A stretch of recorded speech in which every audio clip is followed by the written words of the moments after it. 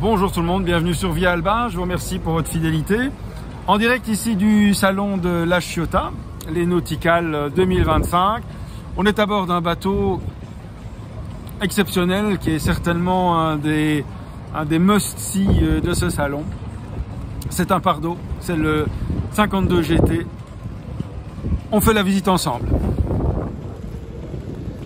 Nous sommes ici à la fin du passe avant bâbord et on arrive sur le bain de soleil et la proue de ce magnifique bateau.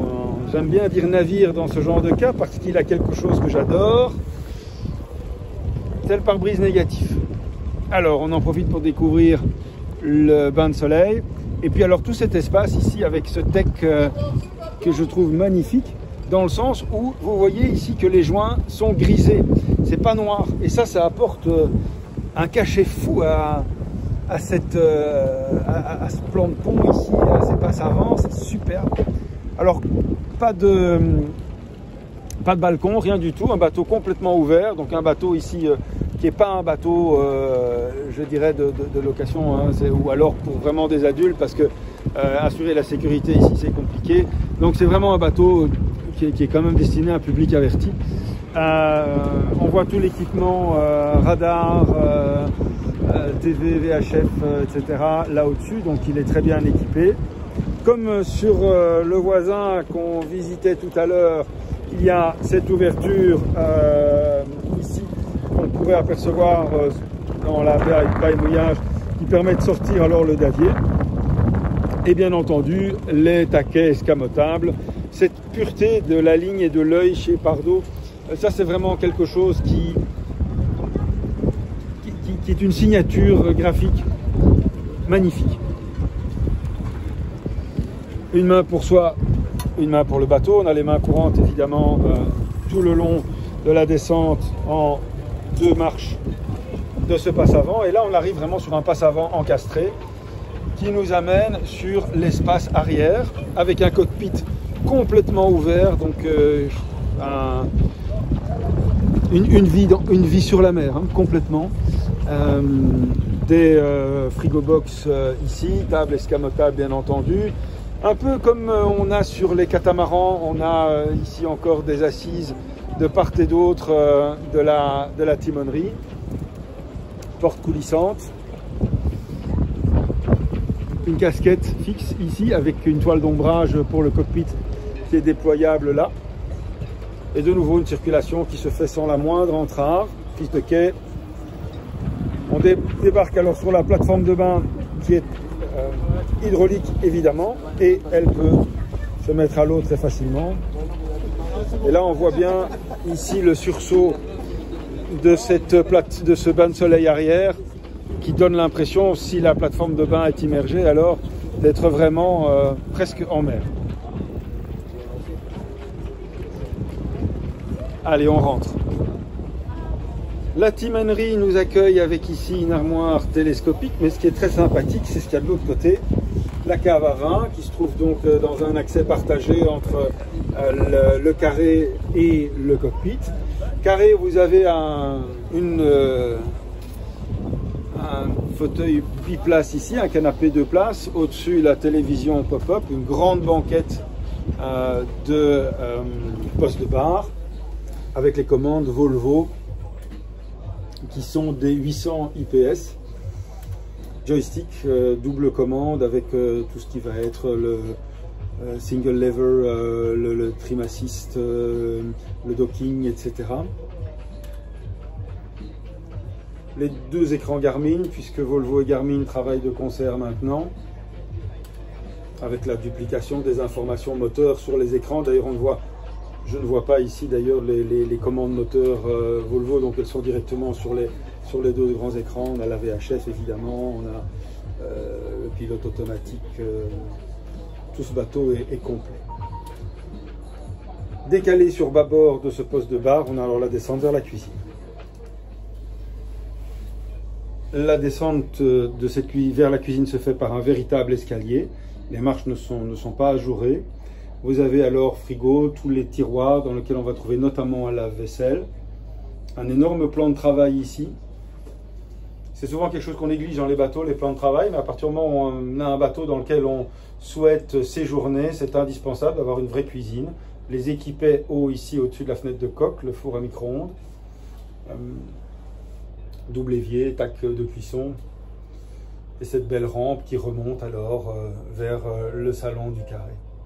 Cette cuisine est vraiment nimbée de lumière parce qu'il y a cette énorme ouverture ici qui donne l'impression que cet espace cuisine n'est pas qu'un espace cuisine, mais aussi un atrium, une zone de passage, même presque une zone où on se croise, où on papote, entre la chambre, le carré. Donc ça, c'est très sympa.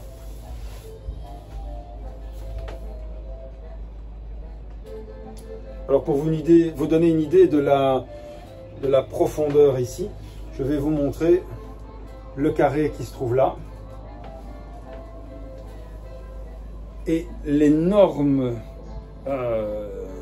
différence de niveau qu'il y a entre le pont supérieur et le pont inférieur. Et alors cette lumière, évidemment, par les toits ouvrants qui sont là, qui est amenée dans tout le bateau.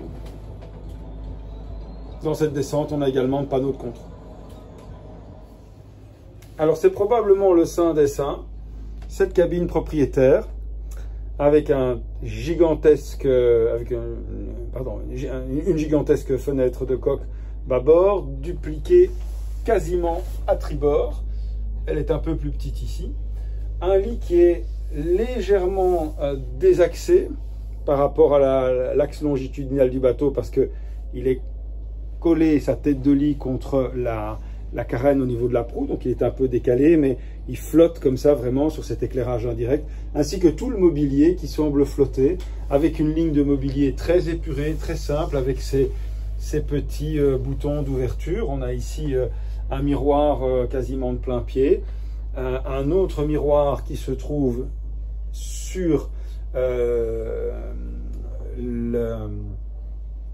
la table de lit, un autre ici avec les liseuses, des équipets de rangement, certains ouverts avec une petite réglette pour éviter que tout ne tombe, et puis alors à l'avant cette salle de bain. J'aime beaucoup les salles de bain qui sont en proue de bateau parce que je trouve que ça rentabilise beaucoup plus l'espace d'avoir une salle de bain là qu'une fin de chambre dans laquelle on ne sait pas toujours très bien quoi mettre. Ici, alors un rangement de salle de bain qui est super parce qu'on peut mettre tous les produits de soins, une belle armoire, une rigole, une prise de courant pour le sèche-cheveux, le rasoir électrique, ça c'est toujours bien. Encore des rangements bas, et puis alors la douche ici, douche séparée bien entendu, magnifique mitigeur douche, comme sur le modèle qu'on avait vu tout à l'heure, l'Open, un ciel de pluie mais éclairé, alors là c'est top. Et au-dessus de cette salle de bain, on a bien entendu l'aération nécessaire pour éviter que tout ne s'embue, avec un joli aplat de bois ici pour fermer l'évacuation d'eau, qui est repris dans l'ensemble de la charte graphique du bois, avec ce bois, ce gris, cet écru, c'est vraiment très joli. De nouveau, on revient dans la chambre, bonjour monsieur. Et alors, ceci est une penderie, mais on a également cette banquette-là avec tous ces panneaux qui sont des panneaux d'une espèce de matière un petit peu texturée. C'est très joli, on dirait du cuir, mais c'est quelque chose de différent. Je ne connais pas exactement cette matière, mais vraiment, cette chambre est importante.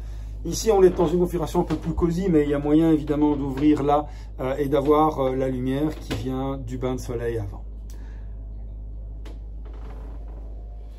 De l'atrium dans lequel on est descendu tout à l'heure, on a alors l'accès d'une part à la cabine invitée, avec deux lits qui peuvent être très certainement complétés en couchage complet, une belle table de nuit avec deux petits tiroirs. Bien entendu, on a des réglettes, des appliques et toujours cette texture, ces panneaux, cette qualité. Vous voyez ici les clenches de porte. C'est une armoire que j'aime beaucoup qui se trouve ici en dessous de la fenêtre de coque et du bleu avec ces 4 carrés portières. Ça donne vraiment un côté mobilier, maison. C'est très chaleureux. Cabine avec une très bonne hauteur sous barreau quand on entre. Et évidemment, c'est bien logique, une entrée privative vers la salle de bain numéro 2, à laquelle on peut aussi accéder. Je referme la porte ici, on va passer par l'autre accès, accéder par la descente de la cuisine. Voilà cette salle de bain, avec sa douche séparée, qui n'a rien à envier à la douche de la cabine ensuite propriétaire, avec ciel de pluie évidemment, éclairage, aération, intimité avec cette petite persienne, un beau miroir aussi, et évier avec une très jolie évacuation d'ailleurs, c'est rare de voir ça sur un bateau, des rangements bas et la toilette bien entendu. Mais voilà un bateau qui est tout à fait superbe, avec une ligne épurée, design, qui correspond vraiment à un certain type d'usage. Oui, un usage qui va être vraiment un usage de couple qui reçoit des amis, éventuellement des enfants, mais plutôt des amis, qui permet de passer 1, 2, 3 semaines en mer. Le bateau est autonome, il a un dessalinisateur, il a de l'air conditionné. On peut lui mettre un gyrostabilisateur, évidemment, c'est au choix de l'option que proposera Pardo. C'est un bateau à vivre, très agréable, avec un vrai espace extérieur comme sur un open, et avec un véritable espace intérieur comme sur des bateaux qu'on va trouver par exemple sur des chantiers hollandais, qui permettent alors de vivre dans des climats qui sont moins cléments que celui de la Méditerranée, quoique aujourd'hui par contre il fait frisquet, il y a du vent. Mais voilà, c'est une très belle découverte, un très beau bateau. Évidemment Pardo est une marque qu'on ne présente plus. Je vous remercie de votre fidélité, je suis ravi de vous avoir accueilli ici au salon de la Ciotat, qui est un salon qui mérite d'être découvert en effet, parce qu'il y a à la fois de l'occasion, à la fois du neuf, des voiliers, du moteur, des catamarans, des monocoques, enfin il y a vraiment beaucoup de choses. Bonne fin de journée, bonne navigation et bonne saison, au revoir.